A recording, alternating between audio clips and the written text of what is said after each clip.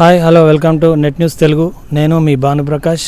మనం ఇప్పుడు ఎర్రగట్టు గుట్ట పైన ఎక్కడైతే గోపురం ఉంటుందో ఆ గోపురంలో లక్ష్మీనరసింహస్వామి ఆలయము. ఆ గోపురం పైన మనకు ఒక దీపం ఉంటుంది. ఆ దీపంలో నూనె పోస్తారు మొక్కులు చెల్లించుకొని భక్తులు.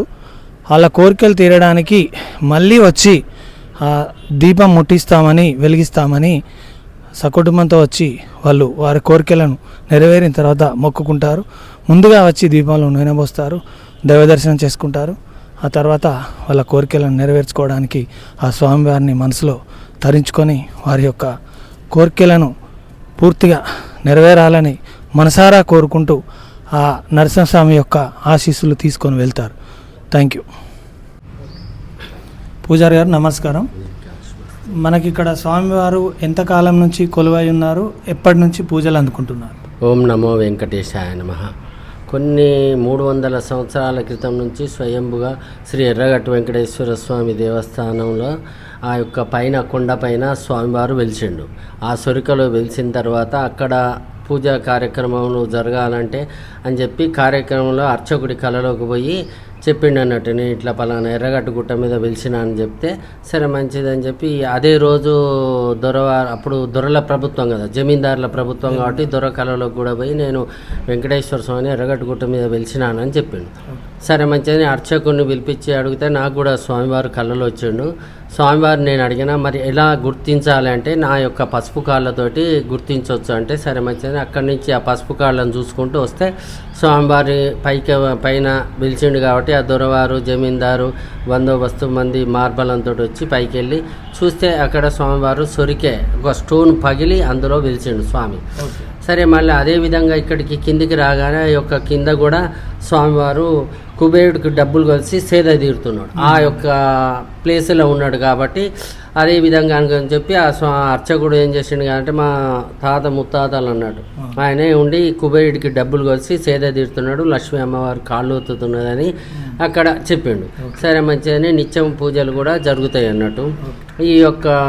అప్పుడు ఈ యొక్క జన సంచారం లేదు కాబట్టి ఉత్సవ విగ్రహాలు అసన్పర్తి భీమారం అని 2 విలేజ్లలో ఉంచి ఆ పాల్గొన పౌర్ణానికి హోలీకి తీసుకొచ్చి ఇక్కడ బ్రహ్మోత్సవాలు 5 రోజులు బ్రహ్మాండంగా అతి వైభవంగా జరుగుతాయి. 6 లక్షల మంది దాకా భక్తులు వస్తారు. ఈ బ్రహ్మోత్సవాలు స్వామివారిని కూర్చోబెట్టి అక్కడ కళ్యాణ కార్యక్రమం జరిపిస్తాం. కళ్యాణ కార్యక్రమం జరిపించిన తర్వాత పైకి తీసుకొచ్చి ఈ యొక్క ఉత్సవ విగ్రహాలను పెడతాం. అప్పటి నుంచి జాతర స్టార్ట్ అవుతుంది.